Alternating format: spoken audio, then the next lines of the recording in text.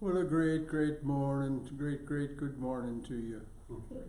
And for those of you we haven't seen already this year, Happy New Year to you. May you be well and in bright spirits this wonderful year. As usual, we'll start with some announcements. Yesterday was Seva Saturday for this month, the day that is devoted to people coming and offering service.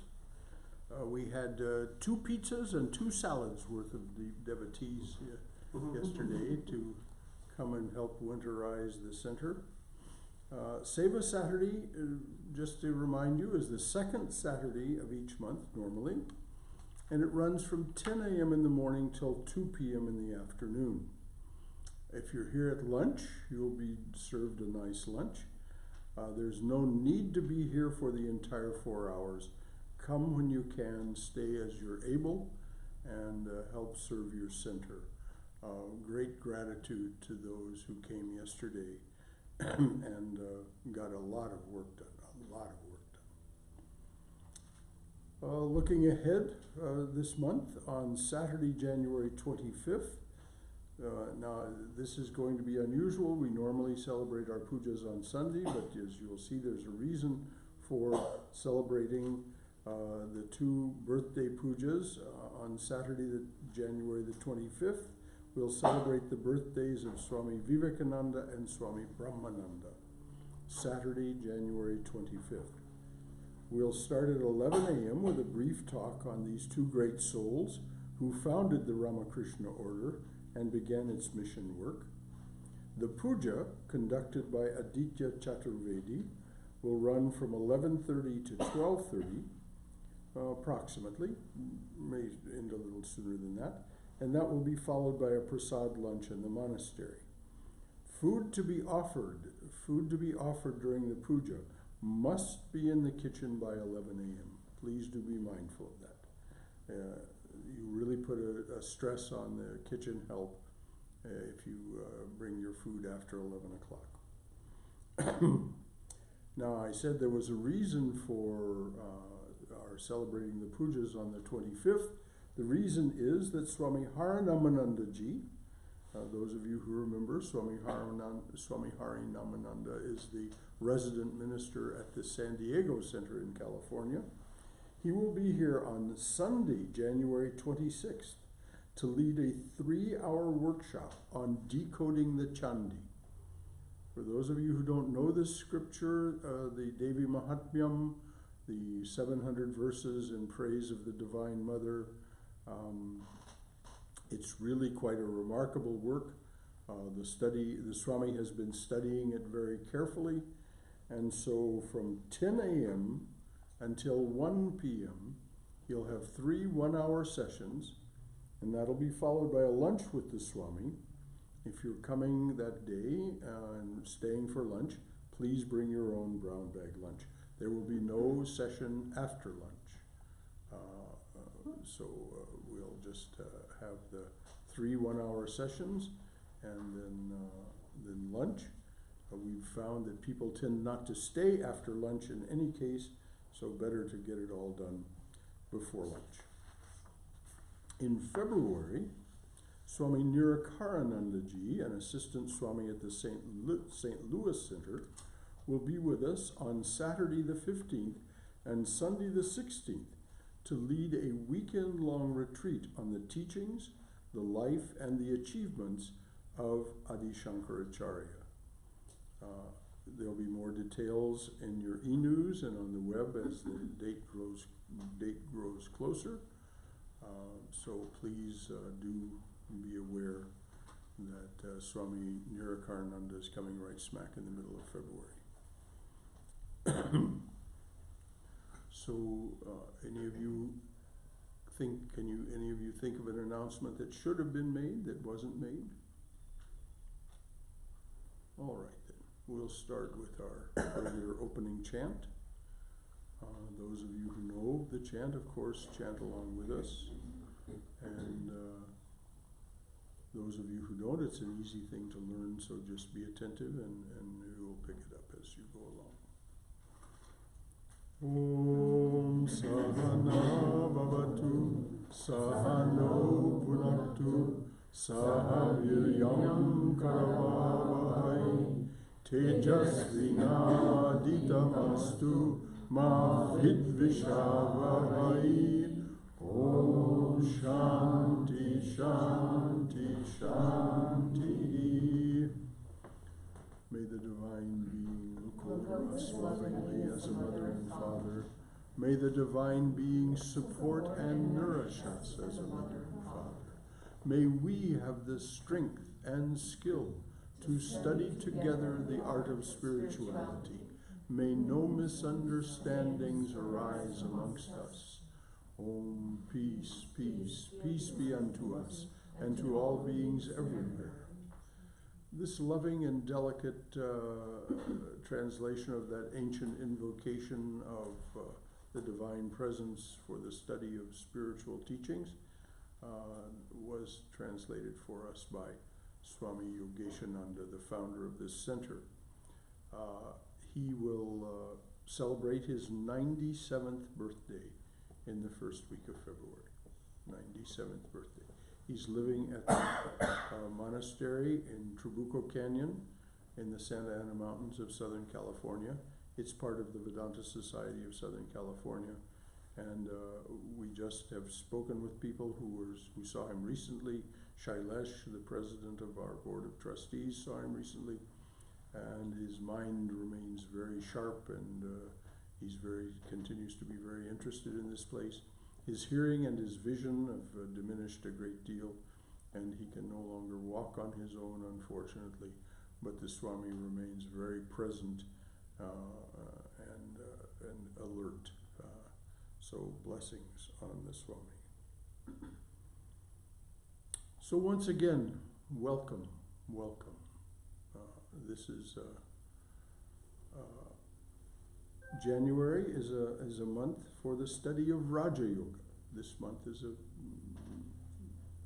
month for studying the path of meditation and inner research. So this spiritual path is often called the yoga of meditation. As a Raja Yogi, you use ancient, proven spiritual techniques to quiet your mind and gain control of your attention. Regular daily practice of Raja Yoga increases your ability to concentrate and may lead to meditation. This process can unite you with the Divine Presence, the source of your being, and liberate you from the cycle of rebirth and death. Today's talk is about an aspect of, the goal of Raja Yoga, and the title of the talk is A Great Silence. We'll start today's talk with this prayer from the Upanishads, a favorite of Swami Swahananda. If any of you want to know more about Swami Swahananda, please ask me. He's the Swami who sent me here 10 years ago. And he's a treasure. His books are in the bookshop. Please give yourself the great pleasure of getting to know Swami Swahananda through his writings and through a conversation with me, if you like. This is one of his favorite prayers.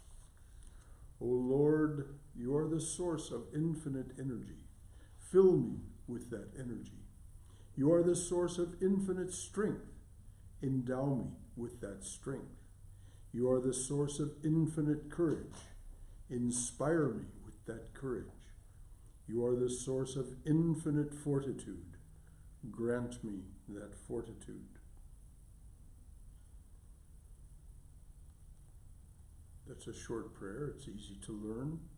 But why would you pray for these attributes? Why would you go to the trouble to learn this prayer and pray for these attributes?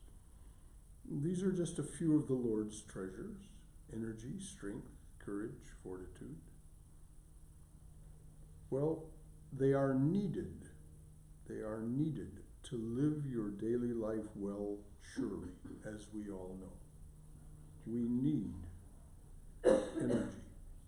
energy, strength, courage, and fortitude. Yet they are even more keenly needed to pursue Raja Yoga, to actually practice the ancient proven spiritual techniques that can quiet your mind and gain control of your attention. We'll do a short review of these techniques just so we'll know in some wise what we're talking about. These are as they are taught to us by Patanjali in his Yoga Sutra. So these are what he refers to as the 8 limbs of yoga. Now, I'm not going to go into each of these in any detail, but just so we'll know what we're talking about by these ancient techniques. The first of the limbs of yoga is called yama. It means restraint. It means restraint of our tendency to have an adversarial relationship with the world. Taking too much, demanding too much, being self-centered, being small self-centered, restraining ourselves from that tendency. Why? If you are in that frame of mind where you are constantly in an adversarial relationship with the world, your mind cannot be quiet. Your mind cannot be in any way peaceful, still. So that is the way of being and living that we must discriminate against and restrain ourselves from.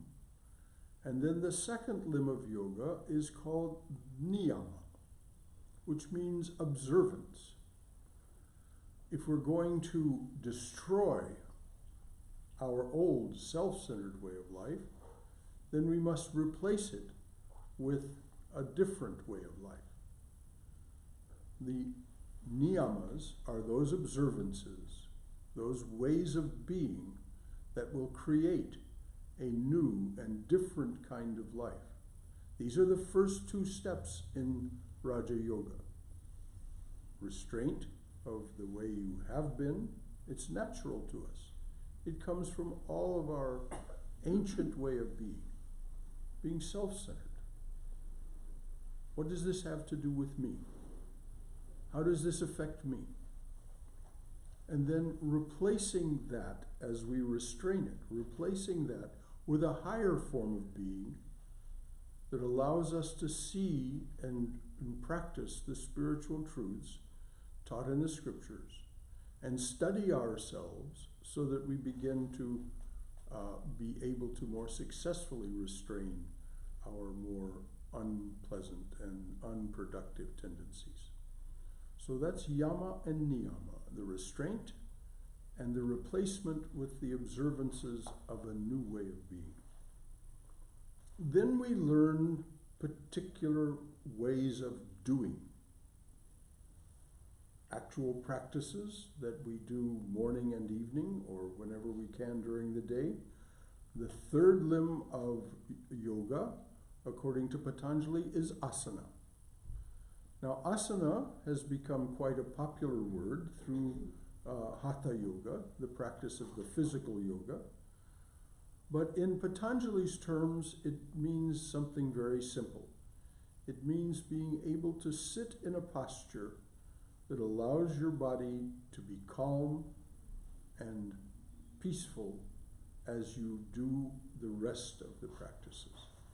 So it means sitting in a posture where you're not going to fall over, you're not going to, without going into the details, it just means sitting in a posture that allows you to let the energy flow cleanly in your body and your body is relaxed. The fourth of the limbs of yoga is pranayama. Pranayama. Now we already know the word yama means restraint or control. Pranayama means control of the life energy within your body. Hatha yoga teaches you this. The practice of certain breathing exercises teaches you this. And also the practice of japam, repeating a mantra, will quite naturally allow you to manifest pranayama, a control of the life force in your body. The prana, the life force, and thoughts are absolutely interrelated. They're interrelated in a way that we can observe through the breath. So as you practice pranayama, you notice, as you practice japam, chanting your mantra, or visualization, you will notice that your breathing slows, and there are fewer thoughts. This is the practice of the restraint of the prana, which is naturally outgoing. For the practice of Raja Yoga, for the practice of contemplation, concentration, and meditation, you must be able to turn that energy within and restrain it from its outgoing tendencies. So this is pranayama. The fourth is pratyahara. Pratyahara is control of the sense organs. Now the sense organs, of course, we recognize as our eyes, our ears, our nose, our skin, and so on. Well, this is just the outward aspect of sense organs. The actual sense organs are in the brain. And so the outward organs are receptors to transmit information into the brain and there process it. One of the first things that you do in learning pratyahara is learn to turn your attention within so that your senses, your outward senses are not so much attracted, outward drawn, to stimulation on the outside. And then you learn, as you slowly practice this withdrawal from sensual stimulation, you learn to withdraw from the fact that we generate stimulation within our brains, within our nervous system. And so you learn to turn your attention away from those stimulations as well. This is pratyahara. Now, why do that? Why should you want to do that? Because without doing that, your mind cannot become calm. Without your mind becoming more and more calm, you cannot practice the next step, the next limb of yoga, which is dharana. Dharana is loosely translated as concentration. But if you study the Yoga Sutra, you find it actually means contemplation and concentration. So that you are letting your attention rest on a particular idea, a particular thought, a particular image, and letting that image reveal itself to you, letting that thought unfold for you, letting that concept become more real for you, and so that you can then concentrate on what you found there. So dharana is both contemplation and concentration. Patanjali in the Yoga Sutras describes it, Yoga Sutra describes it very in some detail, as expounded both by Swami Vivekananda in his book Raja Yoga and in Swami Prabhavananda's book How to Know God, which is another more modern translation and commentary on the Yoga Sutra. You'll see what is meant by contemplation and concentration. You simply cannot learn to practice meditation until you've mastered concentration. Now, concentration has a technical definition. If you can hold the same thought, the same image, the same way of being for 12 seconds, that is defined as concentration. Now that sounds easy, doesn't it? It's not.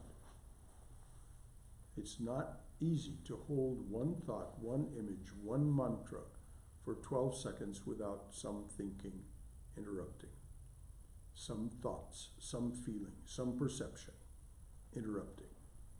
So it takes practice, some months of practice, before you begin to get a sense of what it means to practice concentration.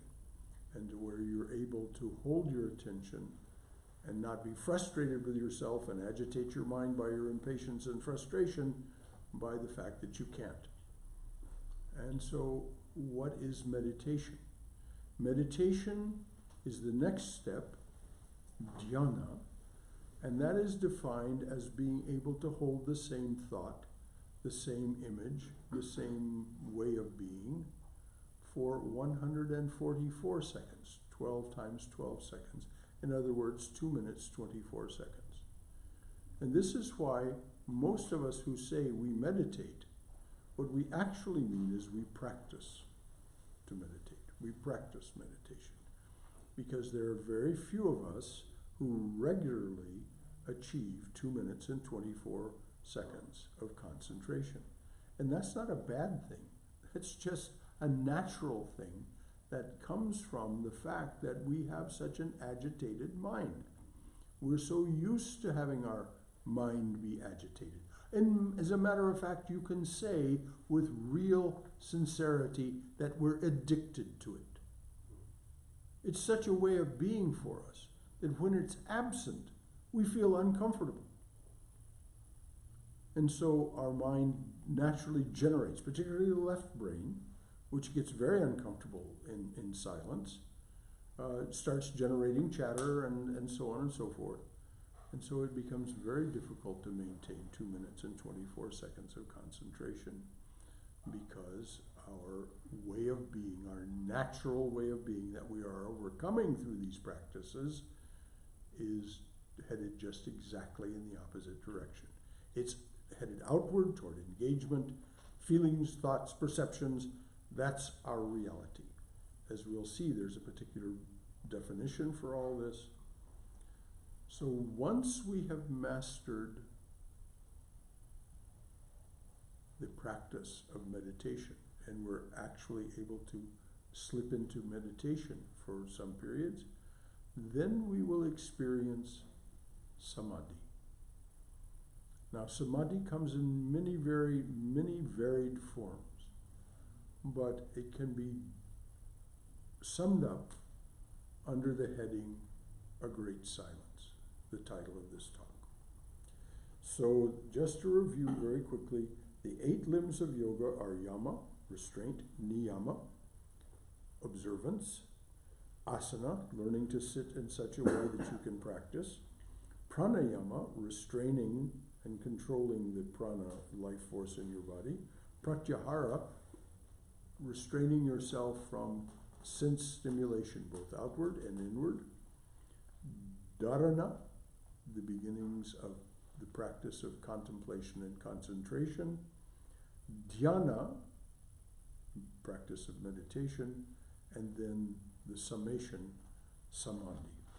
So those are the 8 limbs of yoga. Samadhi is the great silence. When you have begun to master these techniques, which slowly enable you to set aside all the obstructions to the truth of your being, you somehow slip into that great silence. What is there is inexpressible, yet all our, and I mean all, if you go to all of the mystic teachers that are the foundation of this place, all of them tell us that having visited there, having encountered, having actually experienced that great silence, everything changes. What is meant by everything changes? For that definition, let's talk a little about what the everything is that changes. When the teachers tell us that your entire perspective, your entire way of being undergoes a subtle and then increasingly profound change over time, what is it that changes? This is from Swami Vivekananda's book, Raja Yoga. This starts the quote. I'm going to read you a longish quote here. Quote, yoga is restraining the mind stuff, chitta, from taking various forms, vrittis. So yoga, which means both union and detachment, union with that which is higher, detachment from that which is lower and obstructive to your knowledge. Yoga is restraining the mind stuff from taking various forms. This goes on with the quote. A good deal of explanation is necessary here. We have to understand what citta is and what the vrittis are.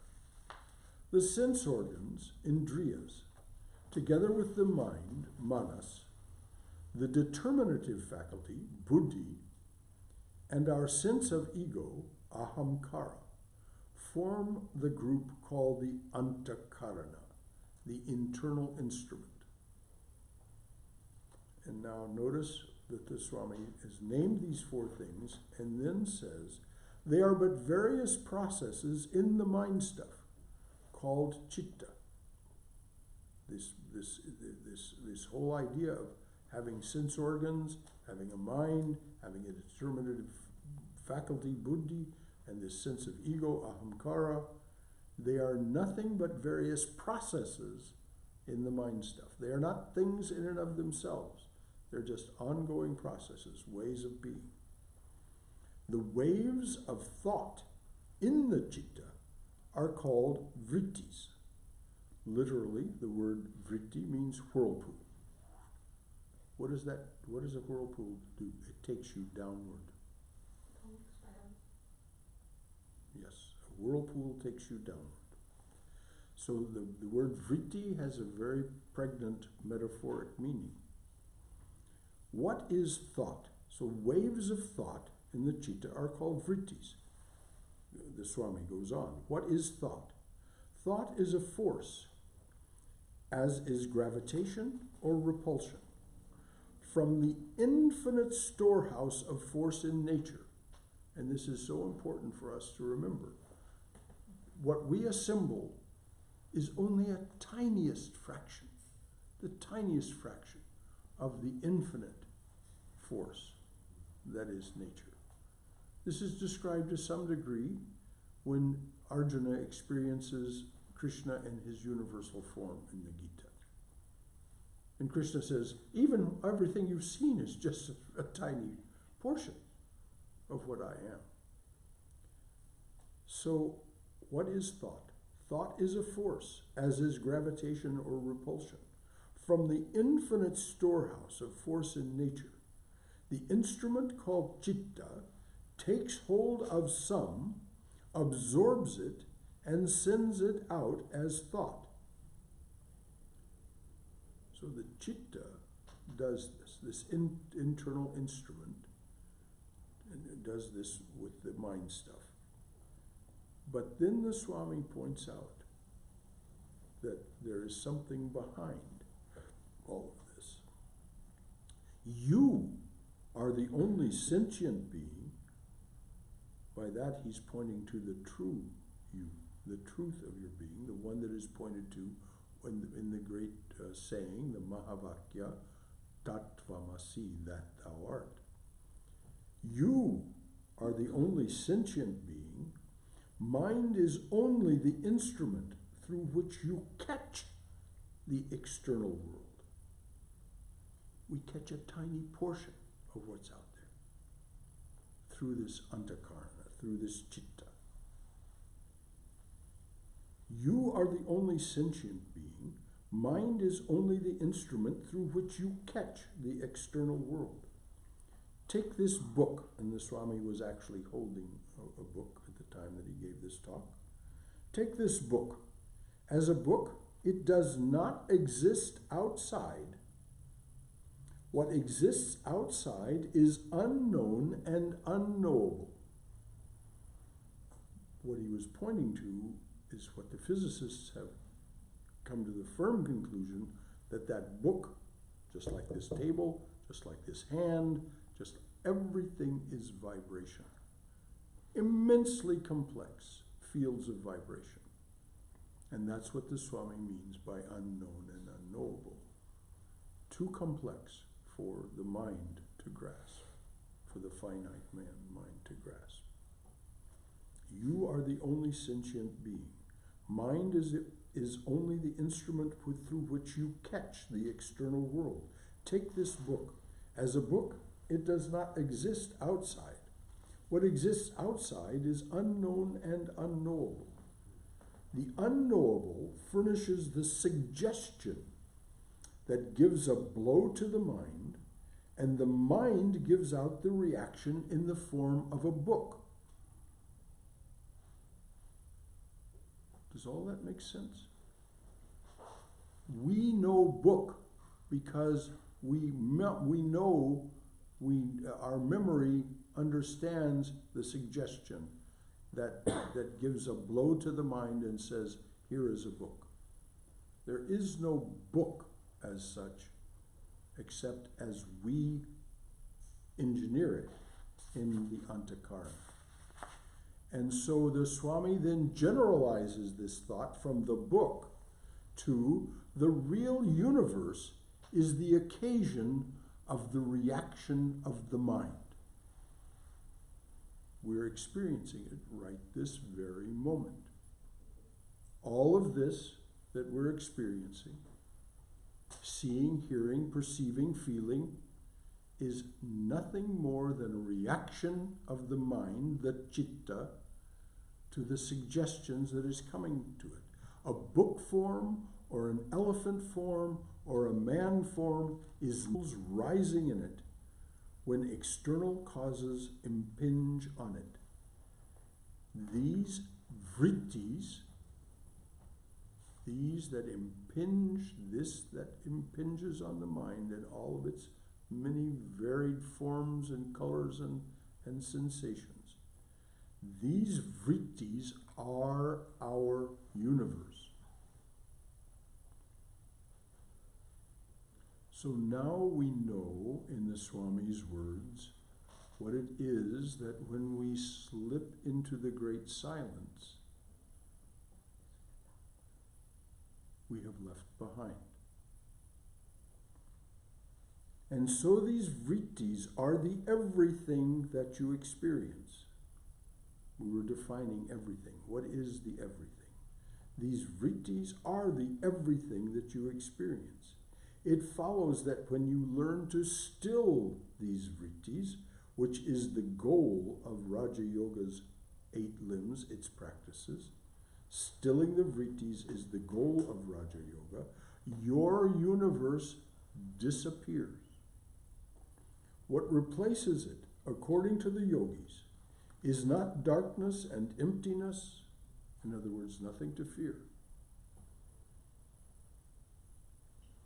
Swami Prabhavananda was asked in a class one time, well, Swami, if I experience this state of mind of being that you describe, won't I lose everything? And the Swami said, no, my child, you don't lose anything, you gain everything. When your universe disappears, what replaces it, according to the yogis, is not darkness and emptiness, but a great silence. Radiant, unbounded consciousness, knowledge unspeakable of the blissful identity of Atman and Brahman. That is pointed to as Tatvamasi, the Atman and Brahman, the universal, formless, impersonal self. Great silence, radiant, unbounded consciousness, knowledge unspeakable of the blissful identity of Atman and Brahman. As Jesus Christ said, the peace that passeth all understanding. Understanding is what? Speech and thought. That great silence is the peace that passeth all understanding. Pointing directly at that goal of human existence, of attaining this state of the great silence, Swami Vivekananda famously said, each soul is potentially divine, The goal is to manifest that divinity within by controlling nature, external and internal. Do this either by work or worship or psychic control or philosophy, by one or more or all of these, and be free. This is the whole of religion. Doctrines or dogmas or rituals or books or temples or forms are but secondary details. They are all vrittis. All that's what he means by secondary details. They are all vrittis. Your essence, your being, your, as the Raja Yogis say, your state of kaivalya, which means independent of all definition or expression, that boundless, radiant consciousness. That is who you are. That is what is. So this is the whole of religion. And here's a quote from the Katha Upanishad, which, by the way, was Swami Vivekananda's favorite Upanishad. It is but few who hear about the self. Fewer still dedicate their lives to its realization. Wonderful is the one who speaks of the self. Rare are they who make it the supreme goal of their life. Blessed are they who, through an illumined teacher, attain to self-realization. Just so that we don't have any confusion about illumined teacher. Every one of the Upanishads is filled with the knowledge of the illumined teachers. The Gita is filled with the knowledge of the illumined teacher. The Gospels of Jesus Christ are filled with the knowledge of the illumined teacher. Buddha's teachings. Find that path that leads forward for you successfully and follow it, because the teachings are there. If you want individual instruction is there. Swami Sarvadevananda, who comes here a couple of times a year, will be happy to give you instruction. Counseling is available here 7 days a week, 365 days a year, virtually. So, I'm going to read again what it says in the Katha Upanishad. It is but few who hear about the self. Fewer still dedicate their lives to its realization. Wonderful is the one who speaks of the self. Rare are they who make it the supreme goal of their life. Blessed are they who, through an illumined teacher, attain self-realization. For any of us who've spent some time studying the life of Swami Vivekananda, we know that he deeply yearned for each of us to access the illimitable source of knowledge within, our everlasting birthright, and manifest our divinity. He burned through a life of just 39 years, the cyclonic monk. He burned through a life of just 39 years, making his yearning a reality for you and for me by leaving us his roadmaps to liberation, the 4 yogas. Raja Yoga, the yoga of psychic control, of meditation, and other special techniques, is one gateway to our birthright. You will know the truth, Jesus said, and the truth will set you free. Here is a tanka poem written by Dos Lobos. My mind, saying the sacred syllables Guru gave me, somehow slipped into a great silence and was stilled. Nothing more to say. my mind, saying the sacred syllables Guru gave me, somehow slipped into a great silence and was stilled. Nothing more to say.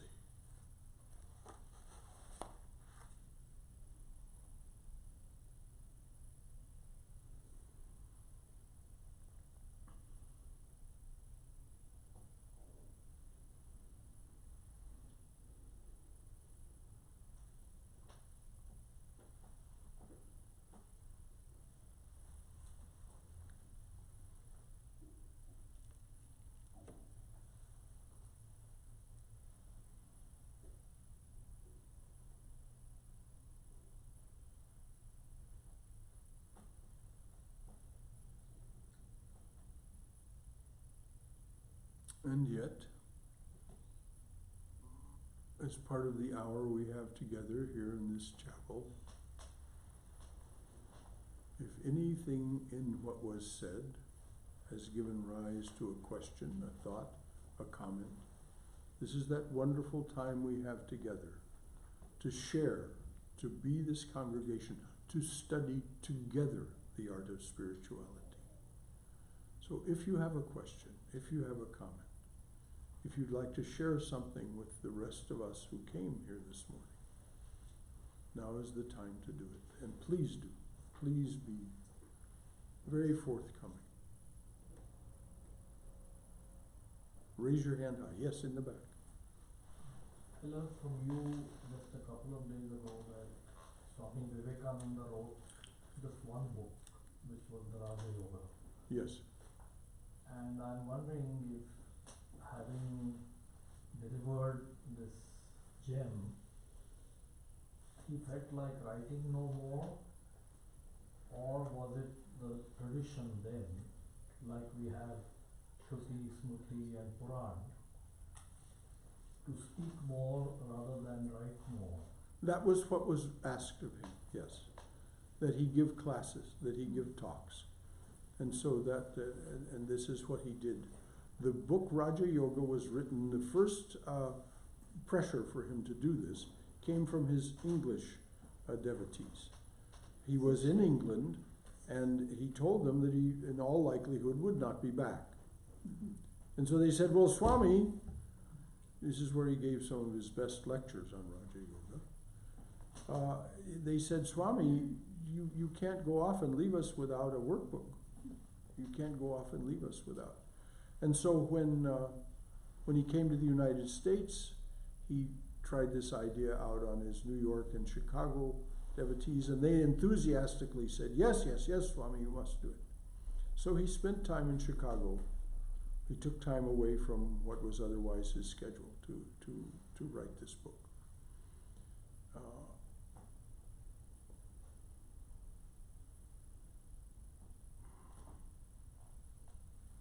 His other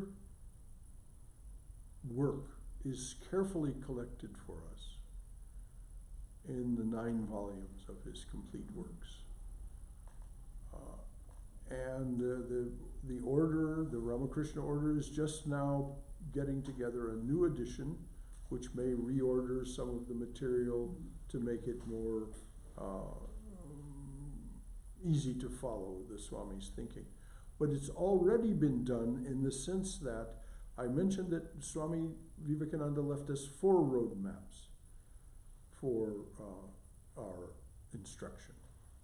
As he said in that quote that I read, do this by work, karma yoga. So there is a book that is a collection of his lectures on karma yoga. By worship, bhakti yoga. And there is a book of his talks on bhakti yoga. By psychic control, this is Raja Yoga, or by philosophy, Jnana Yoga. So there are those 4 books. And right now, just to remind you, we are in the middle of studying Swami Vivekananda's Jnana Yoga book. On Wednesday evenings, from 8 to 9, we have a class every week, virtually every week, on Swami Vivekananda's Jnana Yoga. On Tuesdays, I'll remind you, we have just now started, we've just taken up the book Sri Sharda Devi, Her Divine Play, which is a definitive biography of the Holy Mother, Sri Sharda Devi, by Swami Chaitananda. That's from 8 to 9 on Tuesday evenings. So any of you who would like to study the life of Holy Mother, which you could not be more inspired by anything you would ever hear than to hear of the life of Holy Mother. You really understand or get some glimpse of an understanding of what Sri Ramakrishna meant when he said that she was the mother of the universe, having taken human form. She was the Shakti. She was. He specified her as having taken the form of Saraswati. And if you look at what happened after her advent and what happened in the world, in the realm of the intellect and art and music and science and so on, after her advent of 1853 to 1920, this brief period that she was with us, the world just has been transformed. Mm-hmm. So this is Saraswati having been among us. And you know, it's only been 100 years since she left. That's not very long in our terms. Anything else from anyone, please? Yes, Piers. I found myself when you're describing the, I've heard you mention the 12 seconds of concentration, and then square that for achieving meditation. I found like a slightly excited attachment to that is like a really useful target, essentially, and then coupled with that was a little bit of a concern of becoming attached to the goal rather than the process, something along those lines. Well, it seemed like it was a useful. I understand both of the points that you make. The thing to do is just do the practice, and you don't have to worry about the goal. It manifests itself. And the thing that we have to, particularly people who are goal-oriented, one of the things that they will experience is frustration and impatience. And then they just have to think, oh, I'm doing this throughout my life. I'm being impatient, I'm being frustrated when I'm not achieving the goal throughout my whole life.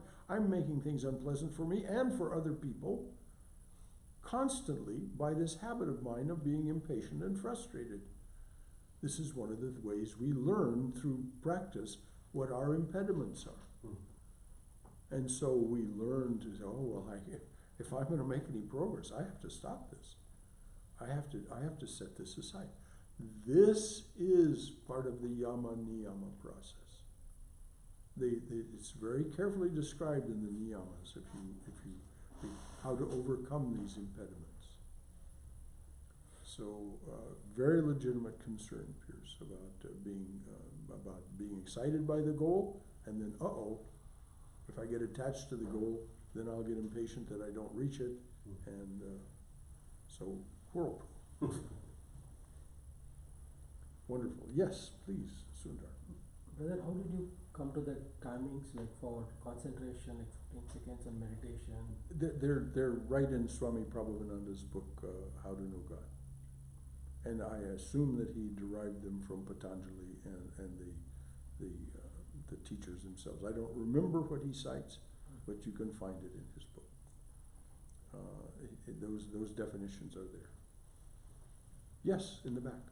Yeah, I have a question. So in the same book that you mentioned just now, the book by Swami Prabhupada, I think he's also expounded on the timing for samadhi.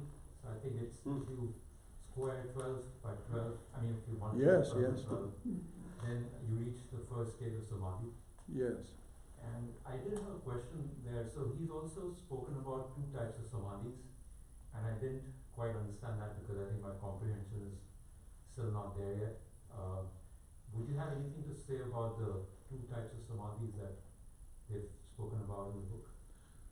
As a matter of fact, if you look to Sri Ramakrishna, he says there are thousands of different kinds of samadhi. Okay. The kind of samadhi that Swami Prabhupada talked about in the book is one that has an object.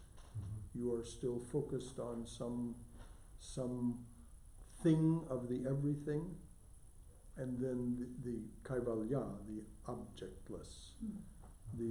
There is no longer any experiencer to experience.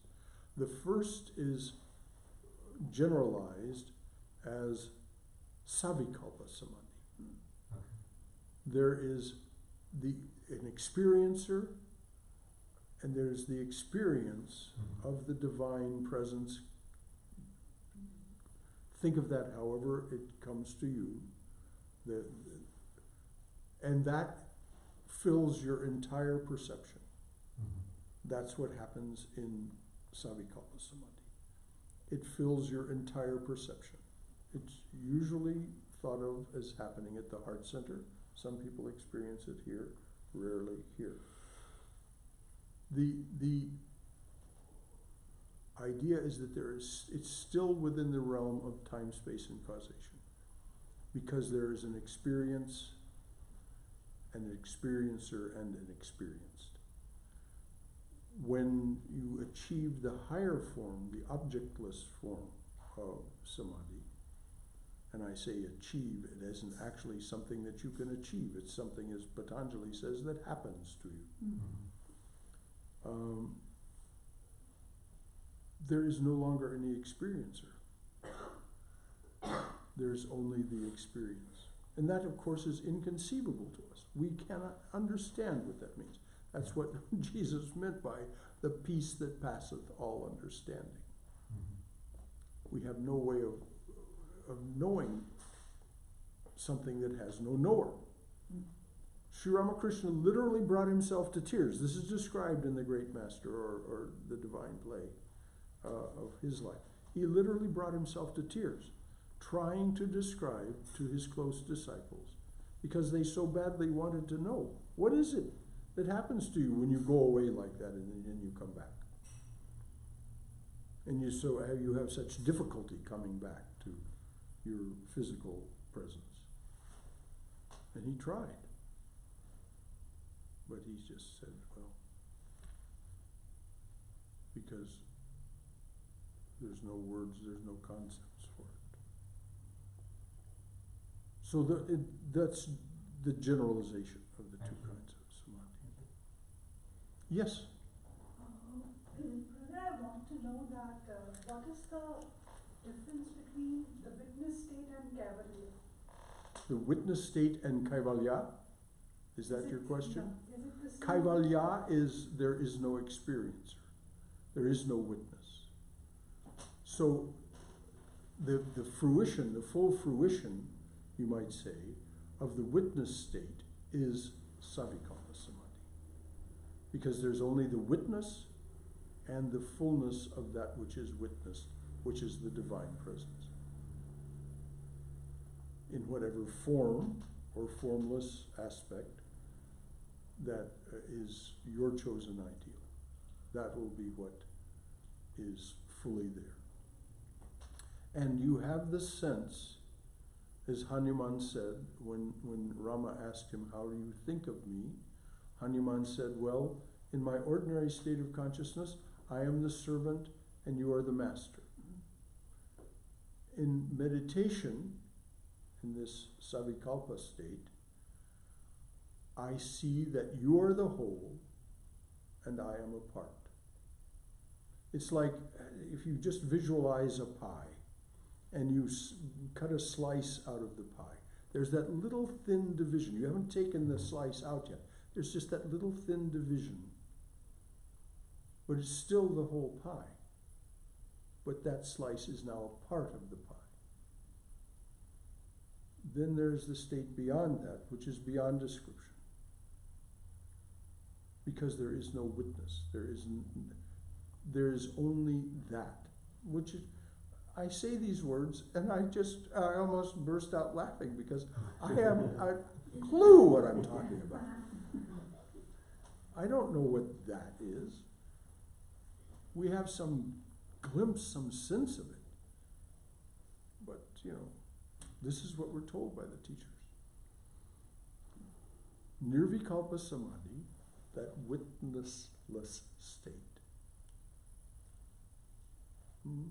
Jesus said one phrase about it in all of the teachings that are reported to us: the peace that passeth all understanding. Thank you.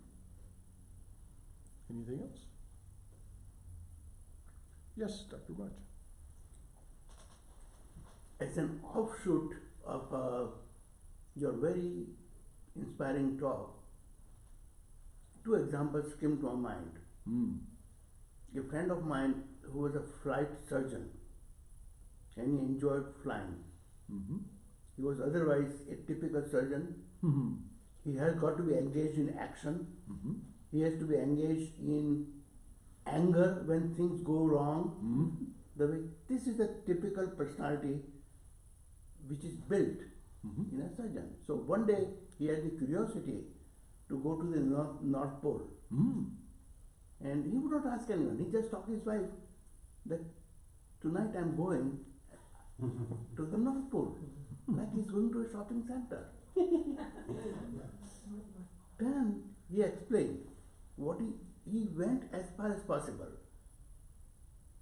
And he narrated his experience. He says, after reaching North Pole, I was totally dumbfounded because there was nothing but silence there. You could not hear anything. As opposed to that, there is a book by a famous Jewish author. He gives the example of an American spiritualist who goes to India, goes deep into Himalayan mountains because he wanted to see a real yogi. And he says, until I find, I'm going to keep on exploring. So finally, after much exploration, he found that seated in the cave was a bearded man, completely lost in his meditation. So he sat down there with his usual paraphernalia, camera, recording machine, and so on and so forth. And gradually, the monk opened his eyes and says, yes, my child. He says, I have many questions about spirituality. He says, I will try to answer. So the dialogue flowed. At last he says, my last question to you is, don't you feel lonely here? He says, not until you came here, my son. Beautiful. How perfect. This is very relevant because something I like about our people here in this country, they keep on digging. They do not stop. And lately it has been on loneliness. Yes. Because loneliness is at the very core of our suffering nowadays. Maybe always. And therefore perhaps your talk is very relevant because my surgeon friend, he felt lonely, which I would call a deafening silence. As opposed to that, the yogi which I am talking about, he has in this stage, for him, it is a very natural state to be silent because he has prepared his mind for that one. And perhaps, it's about time that if we really want to enjoy the comfort of a solitude without suffering through the penalty of loneliness, then we have to train our mind for sure. And for that, silence to me is of enormous importance. Swami Prabhavananda, in his book, The Spiritual Heritage of India, describes this sense of loneliness, this great sense of separation that is created by our marriage to the vrittis, as the great ache, the unquenchable ache.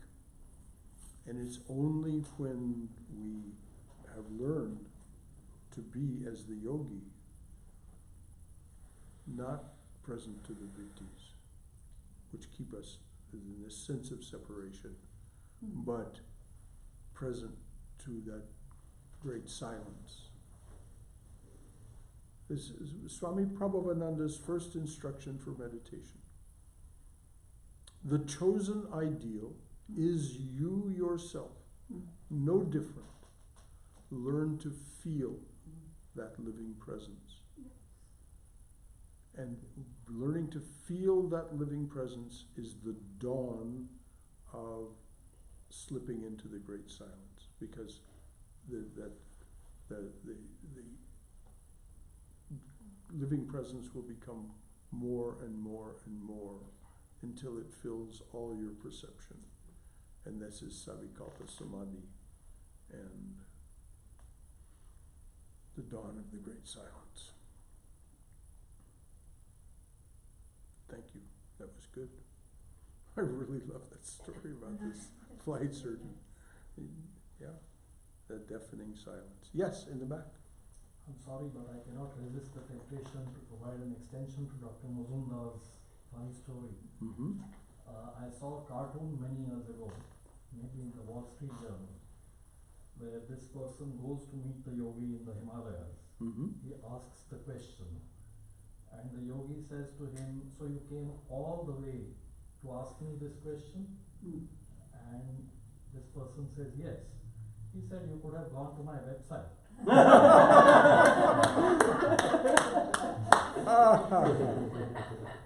Perfect. Yes, you could have gone to my website. That's the word now. The 21st century. You know, it's so interesting about the Wall Street Journal. 2 publications on the occasion of Swami Vivekananda's 150th birth anniversary, which was 2013. 2 publications in the United States published 2-page spreads about Swami Vivekananda, his life and his contribution to the intellectual and spiritual thought current of this country. One was the Wall Street Journal, the other was the New York Times. Other publications had smaller things, but I just thought it was so interesting that the Wall Street Journal took 2 full pages to remark on the birth anniversary of Swami Vivekananda and his contribution here. Of course, it was Swami Vivekananda who revolutionized charitable giving, and by his influence on David Rockefeller. Not David Rockefeller, John Rockefeller, thank you. You know, Rockefeller was dying, literally dying. As he was consuming himself by his anxiety about his money. And he came to Vivekananda in Chicago and he said, "I'm told that you can help me." And the Swami said, "Yes, find a way to give away all your money." That's a short form of with the conversation. And Rockefeller had the good sense to listen to him. And some weeks later he came back with a sheaf of papers which he threw on the desk. And it was a description of the Rockefeller Foundation, the genesis of the Rockefeller Foundation, which, as we know, has done tremendous good in the world. And he said, "You should thank me." And Vivekananda, looking through the pages, and without looking up at Rockefeller, said, "No, you should thank me."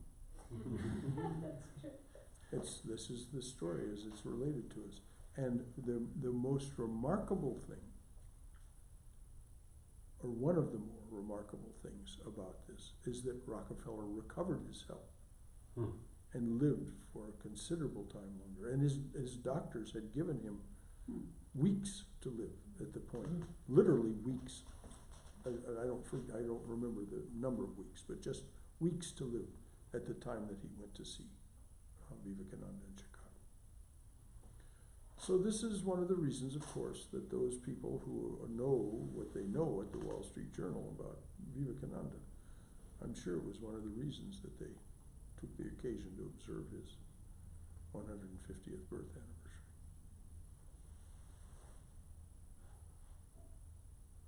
Anything else from you wonderful people? This is great.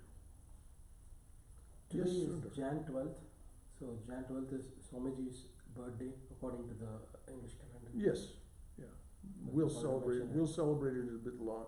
It's, the lunar calendar has it later in the month, Yes. but we're not able to celebrate it, I think it's the 17th or something like that, by the lunar calendar. But even so, because of the various things, we're gonna celebrate it on the 25th, along with the birth of Swami Brahmananda. They were born only 9 days apart. And so, yes. But that's a Saturday, right? Yeah, yeah, it's a Saturday. It's because the Swami, Harinamananda, will be here on a Sunday. So that was announced in the announcements in the beginning that the puja will be, those two Titi pujas, those two birthday pujas, will be on Saturday the 25th. Vivekananda and Brahmananda together.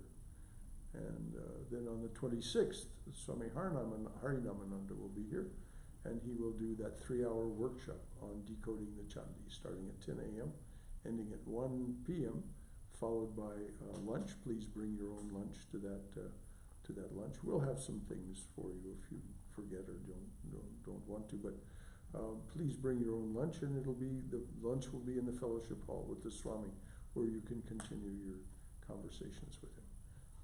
We're going to use the fellowship hall for breakout sessions during that Saturday anyway. No, Sunday, I mean, that Sunday.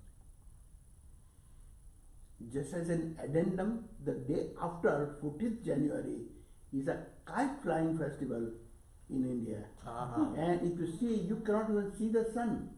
There are so many kites filling up the sky completely. All the strings smeared with the strings in manja the hand, paste, yeah. so that they can cut one another's Yes. kite strings. Yes. And some kites fly free, and the then mother they claps say, her hands. Kaipo, kaipo, cut. Yes. It's loud shout. So anything else, dears?